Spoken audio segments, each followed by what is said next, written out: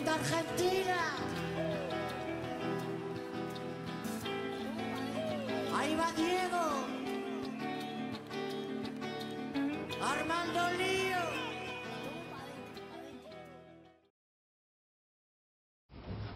Ongi etorri, Pulmamia telebistako saio batea. Webgune guztia bezala munduko kopai begira jarri dugu, gaurkoan telebistako saio hau. Eta ikusten zuen bezala bi gonbidatu ekarri dugu. Mikel Martija, Eibar futbol taldeko idazkaritza tekniko kidea. Ongi etorri, Mikel. Eta Ari Zolagoi, hau ja ezaguna, Pulmamiako kolaboratzaileetako bat, kirol psikologoa, Getariako Keta B taldeko entrenatzaileetako bat, eta gainera, eskerrik asko Aritz, behan lokala utzi digu, saioa grabatzeko, eta nahi bazu, bukara gutxiko du, ez? Propaganda txoko hori, ez? Esan da ezala munduko kopai buruz hitz egiteko bildu beha, balorazio egiteko batetik lehenbiziko fasian pasau daren inguruan, eta gero final sortzienetako kanporaketei begira. Ez dakit, zen agarramentuko zenuketen, lehenbiziko fasian gertautakoan inguruan.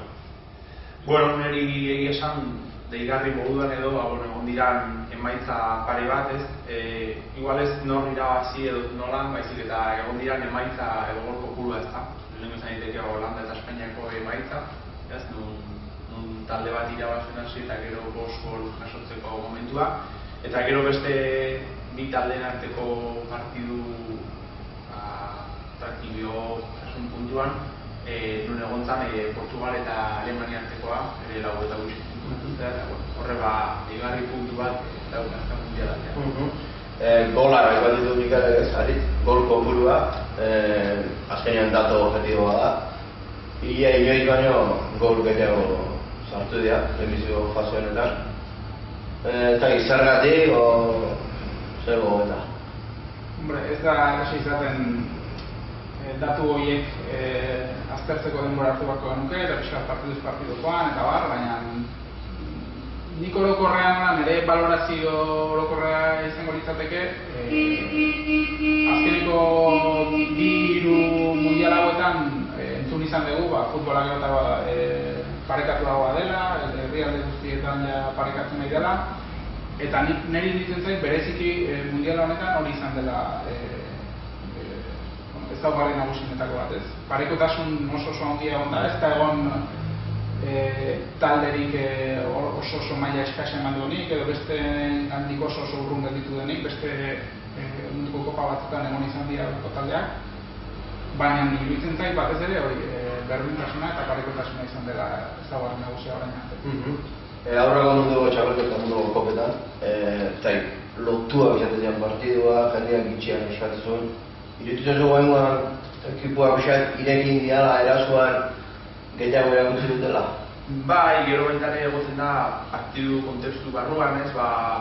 Ikuste taldeek ikusten dituztela momentu apur batzuk aurkariari min egiteko aukera edo partiduak zabaltzen dira. Taktikoki ere ez dira partidu oso biltuak edo argumentu handiarekin, eta hor gertatzen da individualtasun puntu horrek eragina dukala. Eta orduan horrek aukerak ikusi, txikiaren handia egin, Costa Ricaren antzera, zeukaten moduan beraiek ateratzea atera diren moduan, horrek enabarmen puntu hori ematen dira, partidu zabalagoak izateko aukera horretan. Bai, taktikoki orduan, ez zaizu iruditzen munduko zer falta zailo? Ni aukeratu beharko nuke momentu bat edo txapelketa bat taktikoki talde bati analizio bat atera eta ez ditzateke munduko kopa batean izan. Landuta daude, jokalariak maila altu bereetakoak dira, baina zuk talde ikusten duzu eta ikusten da hori, ikusten dauden eraginak, batzutan aurkariaren eraginera sortzen zea, aurkariak zer nahi duen zuk bihurtzen duzu. Orduan, adibidez niri Italia, lehenengo partiduan gehien bat, gustatu zaidan horregaitik, ez da ikusten nolako bilduta zaudela, taldea puntu zegoela, bazekiten zerretan horra egin, eta horrek, eragina dauk, ez da. Baina normalean ez da beti edo gehienetan ikusten. Posible da selekzioa taktikoki ondo landu izatea, ez dut entrenatzen azkenean talde bat gain beste, ez? Bueno, nik uste garrantzitsua dela zuk egiten duzun taldea, askotan egiten duzu zure herriko edo aukeren obrerarikoan. Ez du ikusten bere perfila baizik eta bere maila. Orduan horrek kontran egiten dizu, baina gero dauzkaten gaitasuna jokalari horiek, teknikoki, konpresioanetik eta gertatu zaitezke. Nik uste Espainia dela nire moduan jartzekoa, azken urteetan eta aurten ere bai, baizik eta gertatu da fisikoki taldea ez zegoela gertzen moduan, eta gero ez zeukatela kapazitate hori. Lortu dutela, modu bateko jokuan, ez zidea goituta ez zeuden jokalariak sartzeta. Hori pixkate arrazoi moduan. Eta gero italiaren aldaketa, horreko mundialetatik aurten gora, egon da aldaketa, eta jokalariak ez dira berdina, baina, lerro batean berdintxua, baina nik uste da protagonismo moduan, Pirloren horret dauka pixkatera egina. Kostarrika ipatu du Mikelek, uste danontzat ez uste negozila beha izan dela. Beste ez usteren bat, aritz? Esango nuke, ezagite zuzte moduan, agian zergatiak eta aztuzkero, agian izan daiteke analizi horrekor baten ez izatea inbesteko zuztea, baina egia da adibidez, iruditzen Europako selekziorek nahiko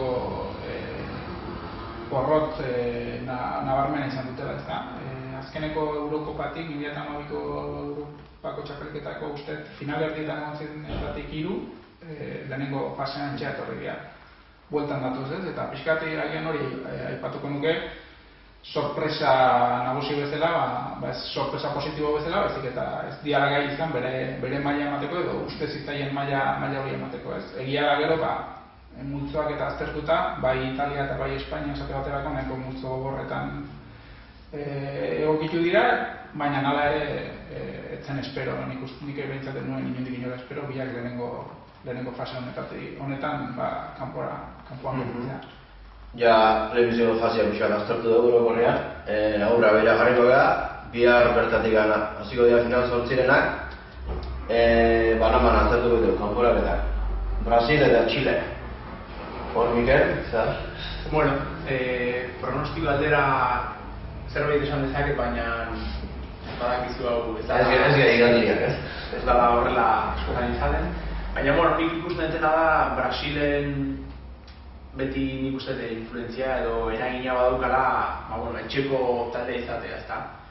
Zergaitia, azken finean hori intrinseko gauz bat da, ez da barruko gauz bat da eta barrutik ateratzen dena. Baina nik uste Txile dauzkan abiadura puntu horiek eta kontraerasoko puntu horiek, jokalari azkarrak, nik uste baita ere jokoa ere ondo eramaten dutela, nahiko parekatua ikusten dut. Baina egia da hori, Brasilia dauzkan jokalari edo kalitate puntu horiek eta gehitzen dena hori itxane egon da, favorito puntu bat ematen dira. Baina nik uste partibirikian, ez den kontrol bat egongo edo egongo izateke. Ez badago kontrolikan, edo izan duzu ez, kalitate tekniko honena hor Brasil egon daiteke. Nik uste dut Txile daukan abantaila da azpiri datorrela, ez da pixkat tapatu moduan, baina demostratu du abiadurarekin daudela eta hori futbolean gaur egun defentsibo ondo bat daude, abiadura eta gauzak ondo eraman da egon ditzekela. Gero Realarekin vinkulatuta dago Claudio Bravo atezen moduan, orain ez dela jarraituko, baina pixkat bere interbentzioak edo bere jarduera ere protagonismoa eduki ezagun. 80 minutu dira eta batatu ditekeena. Hurrengoa, kanporaketa, Holanda eta Mexiko, Herbereak eta Mexiko. Honarit, Mexiko, ez duztia, ondo gogatzen. Joko aldetik agian, talde joko aldetik eta inspirazio puntu alde horretatik izan da talde nabarmenetako bat, lehenengo fase honetan. Eta Holanda berriz, pixkat bere eskolaren aurka edo bere eskolatik pixkat urrundu zaigu orduan ikusteko izango da hori ere ez. Ia alde batetik, Mexiko gaien orain arte erakutsi duen joko hori egiteko eta era berean, Holandak orain arte hartu duen bide horretan ia jarraitzen duen pixkat atzerago itxaron ez aurkariari, eta aurrean Roen eta Van Persie eta abiar eta asko. Ikusteko modukoa iruditzen zait, interesgarrienetako bat nik uste izango dela. Kanporaketa. Kolombia eta Uruguay, bestia, hori Bai, zinpinean dago parekotasuna, baina nik uste Uruguayen momentua oso nada, ezta. Lerro bakoitzan protagonista dauzkate, gustatuko litzaidak ere Godinen momentua begiratzea edo gaitzatzea. Bai, zeren egia da bere urte osoan eduki duen trajektoria sartzen duzun ezagitzen partidu izan diren, maila altuko partiduak, errendimendua eman da, eta orain hor jardutzea eta orain ere bagolak egitea eta momentu izatea. Eta gero goran dauzkaten jokalariak, ezta, Uruguayen potentziala edo eta berriro atzera pausa eman da, ezta, izegin duguna esan da, teknikoki edo kalitate puntu hori, brillo hori oso altua da, ezta. Osea, bueno, nik Uruguay ikusten dut, puntu bat edo puntu bare bat gehiago berekin. Baina, berdina, partidua da eta... Luis Suarez zigorran kontura, baritz psikologo izan da aukera baliatu gara da. Taldeari, zelaian ez zen Luis Suarez egote hori ditutik ez. Baina animikoki onerako erabili daiteke ez. Bai, noski. Hori izango da pixkat ikustekoa ez, nola eragiten dion taldeari. Ia onerako den, hau da, pixkat dena taldea horrendik eta gehiago batzen den, handik eta mundialean paper hone egiteko helburu horri beste bat gehitzen dioten, ez da, Luis Suarez kanpoan gerditu horrek horrendik eta motivazio, indar, amorru hori baliatzeko gai diren, gero zelaian emaitza honaren bila eta bat izan partidu hona ginez, edo alderan izan, ez da. Ia amorru hori gainditzen zaien emozio horiek kontrolatzeko gai ez badira eta partiduak kanporaketa zuzena dela kontuan izan da, tentsio handikoak izaten dira, bale edo kalekoak, orduan emozio horiek eramaten eta pixkat gobernatzen asmatu beharko dute, ikusiko dugu onerako den edo kalterako den. Gure kanporaketan laugarrena, Grezia eta Costa Rica. Horrek aldez aurretik gura entzun da, izena egin bakarrik, gero Costa Rica ikusi ikusteko talde politena. Hori dute? Bai, Greziaren eragina justu samar ditxi da, eta sartu ere nahiko justu sartu da, sentsazionaletik eta hori, eta bestea kontrakoa ez da, begirazten gutu zeukan Costa Rica, nun denok ematen genuen azkena eta puntua eta hori Campbell jokalari gaitasun hori eta gero taldea ere ondo antolatuta eta gauza garbi edukita eta horrek asko laguntzen du.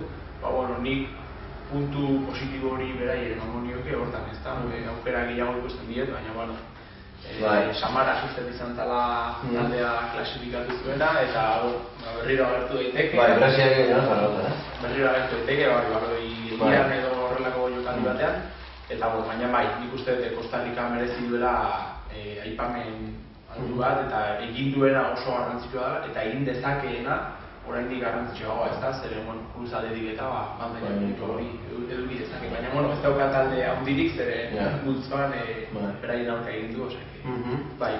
Gero, Frantzia eta Nigeria, hori Frantzian da? Bueno, ikusi eta ez lehenengo fase egin duen Frantziak, teorian bintzat eta paperean, Frantzia izango litzateke favorito ez, baina ikusiko dugu nahi gustatzen zait kanporaketa zuzena izan da, ez da lehenko fasean ez dela, lehenengo partiduan berdinketa bat lortuz gero horrendik bi partidu gehiago dituzula, eta aukera eduki ezakezu baita galdu ezkero ere buelta emateko eta barrez. Partiduak bai direla presio nabarmenekoak, tensio handikoak, erantzunkizuna benetan azaltzen diren partiduak, eta ikusiko dugu Frantziak orain arteko ari usten dion, orain arte erakutsi duen maila, jokoa, indarra ere bai izango duke eta zelaiartean daukan indar hori. Eta Nigeria, ikusiko dugu bere burua, askotan talde batek edo bere buruari helburua jartzen dizkio, eta agian ikusiko dugu benetan Nigeriarentzat orain arte egin duena, sailkatzea nahikoa izan da, edo benetan gose gehiago erakusten duten eta gogo gehiago aurrera jarraitzeko. Argentina eta Suiza, beste kanporaketa. Argentinaren inguruan, eztabaida dago, eztabaida nizena, baina gutxiengo batzen duela, Messi bakarrik derra, talde golanik ez da gola, ez da gitu. Bai, hori komentario egiteta, azken fina jende asko igual kronika bat irakurriko du eta ikusiko du nosartu den gola eta hortikan izango da. Eta gero partidua ikusita eta nik nabaritzen dena taldeak ez daukala zelai erdiko kontrola, ez da jokalari gutxi lotzen dituela, kanpokak etortzen dira eta nik uste hor kontraerasoak sortzen dizkiotela eta horrez daudela segurtasun puntuarekin. Kalitate altu edo oso altuko jokalaria dira eta ikusi beharko da nola goten dira, baina nik Argentinari puntu negatiboa jarriko nioke pixkate taldearen konfekzioan edo nik uste ez dagoela izen asko, baina jokalariaren rola edo zehaztu gabea edo ez dagoela engarria, baina eta Suiza? Esto ematen talde fida bella, Ez. Momentuaren ikusteko jokalariena ere, jokalari pare bat daude pixkate deitzen dutena, baina nik uste ez dela selekzio bat ikusten zaion gaitasun hori hainbesteko lan egiteko, ez da multzo lotu bat, jokalariak ere daukate hainbesteko kalitateak badaukate, nivela, baina Argentinarekin konparatuta nik uste Argentina egon daitekela gertuako. Naiz eta ez egon bere versio oberenean edo egon daiteken oberenean. Alemania eta Algeria? Paperean duen ere Alemania favorito ez da. Lehenengo fase oso ondo hasi zuen lehenengo fase Alemaniak, lehenengo partidu oso nahi Portugalen aurka, gero hor berdindu egin zuen eta ikusiko dugu atzo irabazita, eta Algeria sorpresa bezala atzerik dagoen, fase honetan egotea agian bai, baina ikusita zen dugutan egonen, nik uste aukerak izan zitakela aurrera egiteko ez da. Printzipioz Alemania favorito ikusten dut. Orokorrean taldea bere jokalariak maila honean iritsi dira iruditzen zait, eta talde bezala ere lehenean bere hitz egiten talde bat landu daiteken, selekzio bat landu daiteken eta nik uste Alemania badakarrela ibilbide bat, entrenatzaile berdinarekin gainera, eta kontuan izan da hori eta jokalariek fisikoki eta mailaz ondo daudela hasiera baten Alemanian aurrera egin beharko luke ikusiko dugu. Eta azkeneko kanporaketa Belgika eta Estatu Batuak. Estatu Batuak gai izango da, ezustia, Belgika baina ni mundial hasi aurretik horrela hitz egiten genunean edo ni Belgika jartzen nuen horrela ez talde revelazio puntu hori, nik uste orain Costa Rica ari dela gehiago revelazio puntu hori izaten, baina urtea dela eta jokalari edo bildu diren jokalaria Belgikan maila oso altukoa dira, beraien taldetan egon da, eta horrek ematen duzu, pentsatu taldearekin eta pixkat egon daitekeela. Nik orain ikan ematen diot abantaila hori, ez da nik uste dut gauza oso garrantzitsua daukala Belgika eta hori da, lanerako lerroetan eta seriotasuna daukatela, lerro bakoitzan jokalari bat maila altukoa edo protagonismoarekin, porteritik hasita, eta horrek eraginen ikusten eman diezaiokela, ez da. Baina, Estatu Batuak azken binean hori, txispa puntu hori edo improvisazio puntu hori, horrek eragina eduki dezake emaitzak, ez da. Baina, nik uste Belgika erakutsi duenagatik revelazioa baina gehiago konpromezua hartu du dauzkan jokalarien gatik, ez da. Nik Belgika favorito moduan jarriko nuke. Eman dio errepasua kanporaketa, jakso bukatzen jote bakit Mikel ari dela jokolaiak eta ikusten munduko kopan, akaso bat Eibar aldian ikusiko dugu, ez dakit, beti aipatzen dira, Neymar, Messi, Müller, hau edonak, ez? Horietatik aparte, ezagunak ez tianetatik, zeinek eman dizu atentzio? Bai, horrela deitu, atentzioa ditu Campbell Kostarrikako jokalaria, ezta? Gero Sturridge Inglaterrakoari ez neukan, ikusia bai, baina hainbeste horrela segitu da. Baita ere ikusi dut gauza garrantzitsuak eta bi horiek horrela izan dira gehien bat horrela nabaritu duten jokalariak edo atentzioa gehien ditu diten horrela jokalariak. Zure aret? Jokalaria baino gehiago nik taldei erreparatu izan dira. Jokalaria konkretuki ikusi baino talde izara ez, eta gantituko nintzateke bat ez dut bota ez mazira bota ez taldea horrekin ez. Benetan selekzio bat garai honetan gainera aurretik izandako denboraldi jokalariek hanketan pilatuta azkaten minutu guztiekin eta bat ia alde batetik talde bezala landu daitekeen, taktikaldeetik eta bat, eta gero era berean ere beste galdera agian izan diteke potoloagoa edo zeagoa garai egokien alde munduko txapelketa bat egiteko. Egia da ez dela erresa garai egokia bilatzen, baina azterketaren bat pentsatzen dut aterako dela, aztertu zagian Liga, Espainiako Liga, Inglaterrako Liga, Belgiko Liga, dabiltzan jokalariek zenbat minutu pilatu dituzten mundialean munduko kopan egonien jokalariek, eta horietatik zenbatek maila txukuna edo ona edo eman duten, eta berean ere, ia selekzioek ere selekzioetatik liga horietan ari izan diren jokalari gehien dituzten selekzio horiek iruditzen zait batzuk edo bat baino gehiago etxera etorri dela fase honetan, eta iruditzen zait hori bai dela aztertzeko moduko ere kontu bat,